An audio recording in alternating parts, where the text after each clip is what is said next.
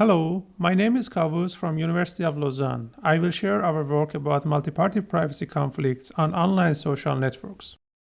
Let's begin by clarifying multi-party privacy conflicts, or MPCs. Imagine you took this picture of your friends during a party. Would you share this on Facebook without asking their permission, or would you ask them whether they agree? Research shows that many people usually do not think much before sharing, and they even share without asking permission. In many cases, these situations can lead to negative consequences for the people in the pictures and harm their privacy. Social media sites sometimes offer tools to remove conflicting content after this is published. However, in many cases, this might be already too late. The problem is that what has been seen cannot be unseen. In addition, some malicious users might copy the content while it is still visible and distribute it on other platforms. Unfortunately, often MPCs lead to severe impacts for the data subjects, such as discrimination and cyberbullying.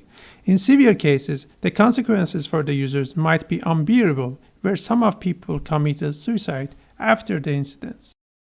So, what has been done till now to fight MPCs? Past research has focused on this problem, suggesting precautionary mechanisms that are designed to prevent the occurrence of MPCs. These are technical approaches that use computational techniques to modify the photo or limit the audiences. However, these methods have not been evaluated from a user-centric point of view to understand how users perceive them and whether they prefer one approach over another.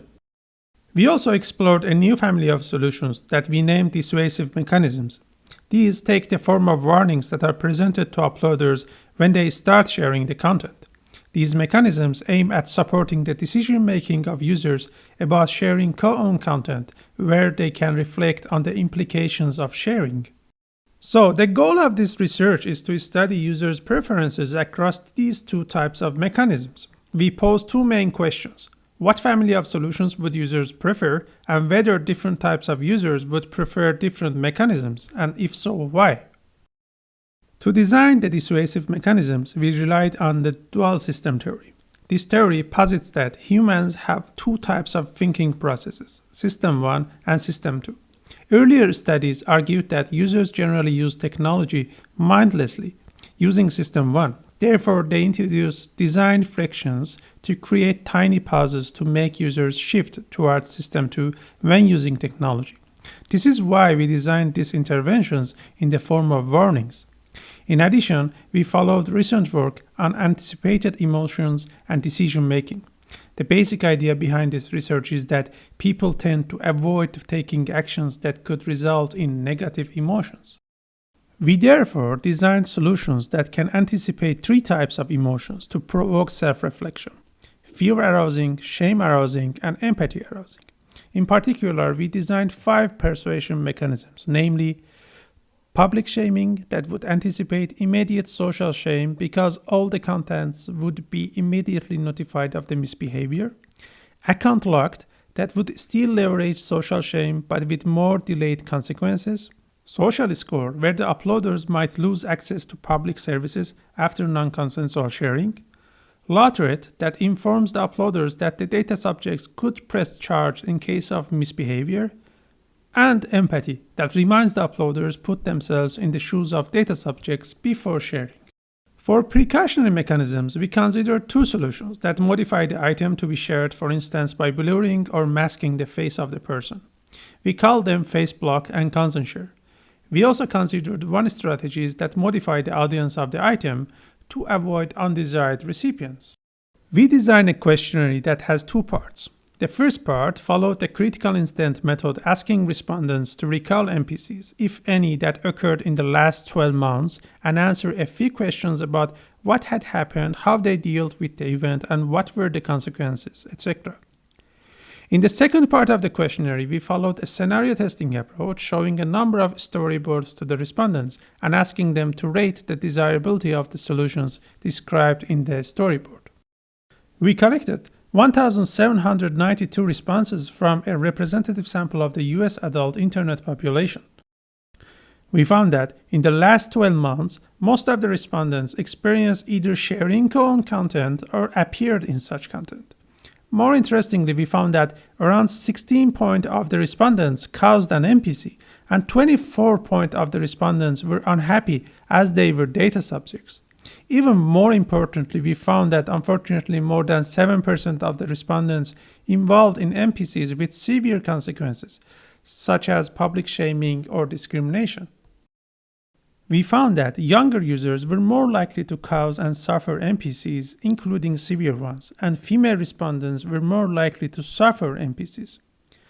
Confirming prior research, we also found that the most common coping strategies reported by respondents were ineffective to deal with MPCs.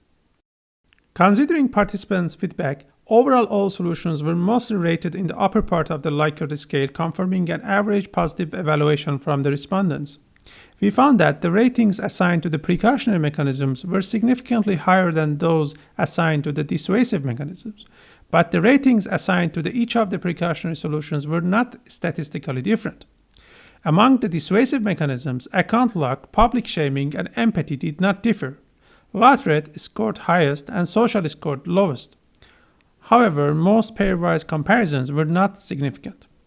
To unpack these results, we looked at the mixed effect regression models, trying to see whether the ratings differ among different types of respondents.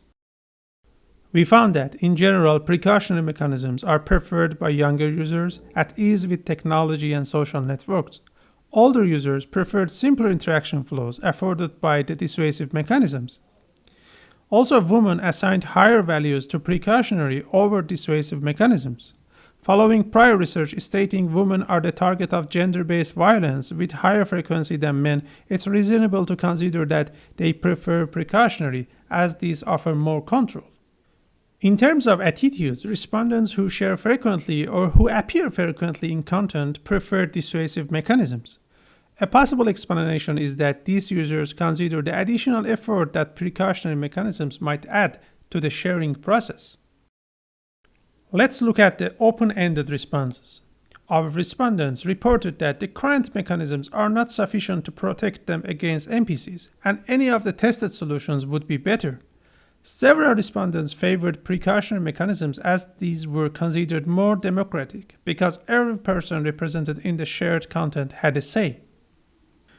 Concerning the dissuasive mechanisms, respondents appreciated that these could allow uploaders to think twice before sharing, and in many cases they are more than enough to prevent uploaders.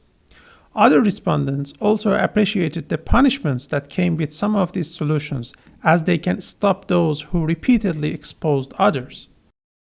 Most respondents mentioned that a critical aspect of all precautionary mechanisms is that they may limit the freedom of speech and thus might be abused to limit journalistic work.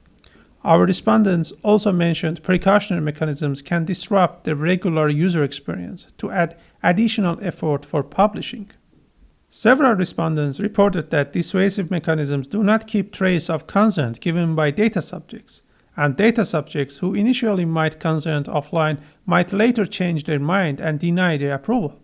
Respondents also reported that dissuasive methods can offer only partial prevention from malicious users, and for mild cases, the punishment might be disproportionate to the crime. Last, we identified three important design implications. Precautionary mechanisms relying on content modification might not prevent an MPC. Some users might use the comment section and leak information on who is behind the mask. We suggested either blocking comments or withholding the publication until the consent was collected. We provided a suggestion to enable the uploaders to present evidence of prior conversations where approval had been obtained. Currently, there are examples in other contexts that can be applied for MPCs. We also provided suggestions on how to not limit journalistic work, for example, by flagging specific accounts as belonging to public figures and applying different policies to these. I encourage you to read our paper to find out much more details. Thank you very much for your attention. Please feel free to contact me if you have any comments.